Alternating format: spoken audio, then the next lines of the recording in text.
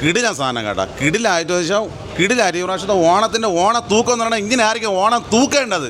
സർവ്വമായം കാട്ടി ഇതിൻ്റെ കളക്ഷനും കൂടുതലടിക്കും. സർവ്വമായം കാട്ടി ഹൗസ്ഫുൾ ഷൂസ് ഓടേം ചെയ്യും. നല്ല രസമുണ്ട്. എല്ലാം അടിപൊളി ബാക്ക്ഗ്രൗണ്ട് മ്യൂസിക്, നിവിൻ പോളി പക്ക ഫാമിലി പടം. അടി ഇടി വെടി പോയൊന്നുമില്ല. നല്ല പടം. കിടിലം ഓണം തൂക്കി കിടിലം പടം. അടിപൊളിയാണ്, നന്നായിട്ടുണ്ട്. മമിതയെ കാണാനായാലും ഭയങ്കര രസമുണ്ട്. അവിടെ ഫ്രെയിംസ്, മ്യൂസിക് ആയാലും നമുക്കൊന്നും പറയില്ല. രണ്ടുപേരും കോംബോ ഒന്നും പറയില്ല. നമുക്ക് അത് കണ്ണെടുക്കാൻ തോന്നൂല. ആ ഒരു ഫീലും ഭയങ്കര ക്രിയേറ്റ് ചെയ്ത് വെച്ച് ഗിരീഷ് തിയേറ്ററിൽ ആസ്വദിച്ചിരുന്ന് തന്നെ കാണാൻ പറ്റുന്ന ഒരു സിനിമയാണ്. സിനിമ തുടങ്ങി വളരെ സിമ്പിളായിട്ടുള്ളൊരു ത്രെഡാണ്. പക്ഷേ അത് നമ്മളെ ഒരിക്കലും ഒരു റിപ്പീറ്റേഷനോ അല്ലെങ്കിൽ ഒന്നും തോന്നിപ്പിക്കാത്ത തരത്തിലൊരു ഫ്രഷ്നെസ് ത്രൂ ഔട്ട് ഉണ്ടായിരുന്നു. തുടക്കം മുതൽ തന്നെ ഒരു നുറുങ്ങ് തമാശകളിലൂടെയാണ് ആദ്യം തുടങ്ങുന്നത് സിനിമ. പിന്നെ ഇടയ്ക്കിടയ്ക്ക് നല്ല പൊട്ടിച്ചിരിയിലൂടെ എല്ലാ കഥാപാത്രങ്ങൾക്കും അവരുടേതായ ഒരു പോർഷൻ ഇമ്പോർട്ടൻസ് ഈ സിനിമയിലുണ്ട്.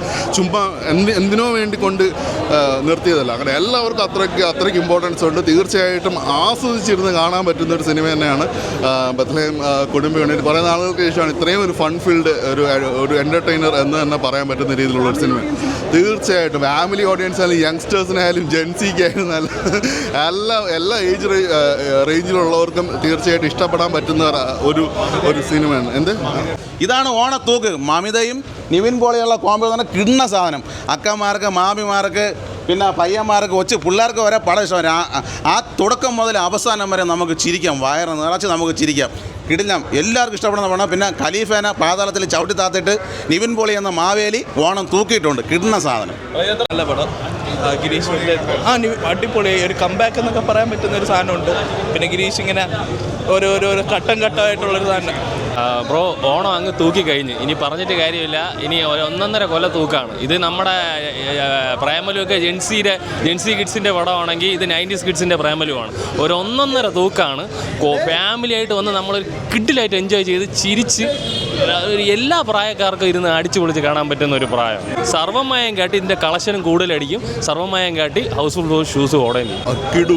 കിടു ഒന്നും പറയാനില്ല. കാരണം പുള്ളിക്കാരി ഓരോ ദിവസം നമുക്ക് ഭയങ്കര സന്തോഷമാണ്. കാരണം യാതൊരു ഫിലിം ബാക്ക്ഗ്രൗണ്ടൊന്നും ഇല്ലാതെ സാധാരണ ഒരു ബാക്ക്ഗ്രൗണ്ടിൽ നിന്ന് വന്നിട്ട് ഒരു ഫിലിം ഇൻഡസ്ട്രിയിലേക്ക് വന്നിട്ട് നമ്മൾ സൗത്ത് ഇന്ത്യൻ സിനിമയിൽ തന്നെ ഒരു സെൻസേഷനായി മാറാൻ കഴിഞ്ഞതിലും പിന്നെ അതുപോലെ തന്നെ മലയാളത്തിൽ അതേ രീതിയിൽ തന്നെ ഈ അവരുടെ റേഞ്ച് കണ്ടിന്യൂ ചെയ്ത് കൊണ്ടുപോകാൻ കഴിയുന്നതിൽ തീർച്ചയായിട്ടും ഒരു മലയാളി